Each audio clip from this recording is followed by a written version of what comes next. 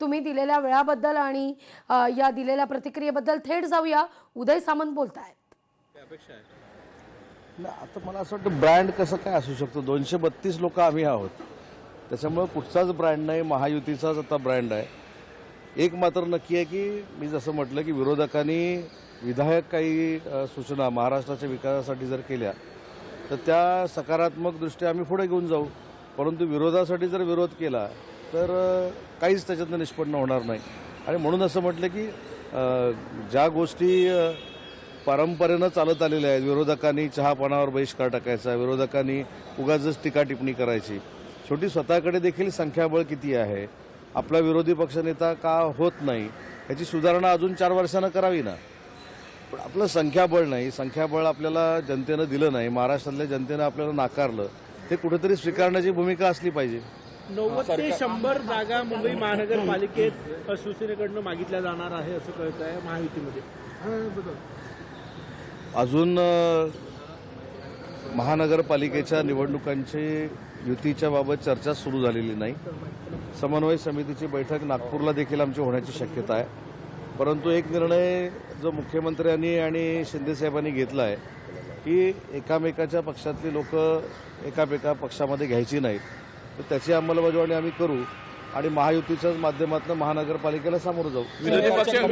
विरोधी पक्ष नेत्यांबाबत मोठी चर्चा काल दिवसभर पाहायला मिळाली. कुठेतरी भास्कर जाधव हे स्वतः प्रयत्न करत आहे, मात्र आदित्य ठाकरेंना मिळू शकते अशा पद्धतीची चर्चा त्यांच्या पक्षातून आहे, त्यांचं नाव समोर केलं जाऊ शकतं. नाही, आपल्याला आठवत असेल बघा, मी याच्यावर एक वक्तव्य असं केलं होतं की भास्कर जाधव साहेब हे एक आक्रमक नेते आहेत.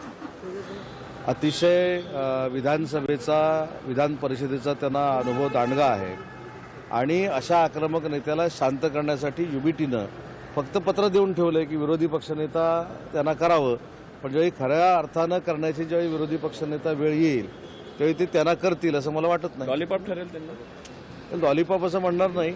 लॉलीपॉप असेल तर त्याचे परिणाम त्यांना भोगावे लागतील. मीटिंग जी आहे केव्हा मीटिंग आहे आणि मीटिंगमध्ये काय होणार, अजेंडा काय आहे, वाद ज्या पद्धतीनं झाले होते तुमच्या पण शिवसेनेमध्ये काही नेत्यांमध्ये वाद आहे. नागपूरमध्ये समन्वय समितीची एक बैठक घेण्याच्या मनस्थितीमध्ये आम्ही आहोत आणि या बैठकीमध्ये नक्कीच काही गोष्टी सामोपचारानं करण्याच्या संदर्भामध्ये चर्चा होईल आणि कदाचित समन्वय समिती जी आमची आहे त्या समन्वय समितीची 3 नेत्यांबरोबर देखील बैठक होईल. मराठी भाषेसंदर्भात काय सांगाल? कार्यक्रम पण आहे मराठी भाषेचा. मराठी भाषेसंदर्भात अधिवेशनामध्ये काय होणार आहे? तुमच्याकडे अत्यंत महत्त्वाचं खातं आहे. मराठी भाषेच्या संदर्भामध्ये आपल्याला माहिती आहे की आपल्याच विदर्भामध्ये मराठी भाषेचं विद्यापीठ सुरू झालेलं आहे.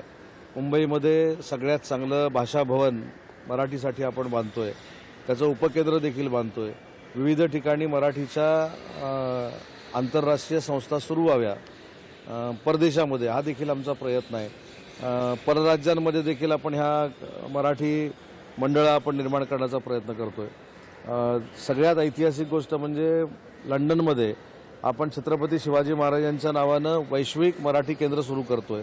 त्याच्यामुळे अनेक मराठी भाषेचे उपक्रम आपण देशभरामध्ये, महाराष्ट्रामध्ये आणि जगभरामध्ये राबवतोय, जेणेकरून आपली मराठी आहे ही 7 समुद्रापलीकडे पोचलेलीच आहे, तिचा प्रचार आणि प्रसार अधिक जोमानं होईल, हा प्रयत्न मराठी भाषा मंत्रालयाचा आहे. सत्ताधारी पक्ष जे आहे ते सत्ताधारी पक्ष आहे जे अध्यक्षांना वाचवण्याचे काम जे आहे ते करत असल्याचं मत जे आहे ते भास्कर जाधवांनी केलं, कसं बघता? समोर सत्ताधाऱ्यांना वाचवण्याचे काम अध्यक्ष करत आहेत, कसं बघता याकडे आपण? भास्कर जाधव बोलले. मी काय सांगितलं की विरोधकाची भूमिका बजावत आहेत, त्याच्यामुळे त्यांच्याकडनं काहीच अपेक्षा नाहीत आमच्या की त्यांनी आमची स्तुती करावी, त्यांनी आमच्यावर स्तुतीस्तुमनं उधळावी, अशा पद्धतीची भूमिका आणि आमच्या मनात असून देखील उपयोगाची नाही. ते विरोधकच आहेत आणि विरोधक म्हणून विरोधक टीका करतायत, ती राजकीय लोकशाही असं समजून पुढे गेलं पाहिजे. 99वे साहित्य संमेलन होत आहे.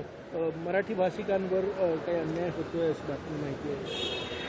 नाही, मी त्याची माहिती घेईन, परंतु सीमा भागामध्ये देखील मराठी जिथं जिथं ग्रंथालय आहेत तिथं देखील मदत देण्याचा निर्णय मराठी भाषा विभागानं घेतलेला आहे. तिथल्या तरुणांना रोजगार देण्याच्या दृष्टीनं देखील उद्योग विभाग कार्यरत आहे. अनेक गोष्टीमध्ये कर्ज प्रकरणं मराठी बांधवांना तिथल्या मिळावीत यासाठी देखील आपण प्रयत्न करतोय. त्याच्यामुळे महाराष्ट्र राज्य सीमा भागवासियांसोबत आहे, त्यांच्यावर कुठचाही अन्याय होणार नाही याच्यासाठी महाराष्ट्र सरकार देखील पुढाकार घेईल. 99वे साहित्य संमेलन होत आहे, त्यासाठी निधी देण्याच्या अनुषंगाने सगळे कार्याध्यक्ष म्हणतात कुठेतरी निधी जुळवाजुळव करण्यासाठी अडचणी जात आहेत. कसं पुढचं लोकशाही मराठी ऐका पहा जागरूक रहा.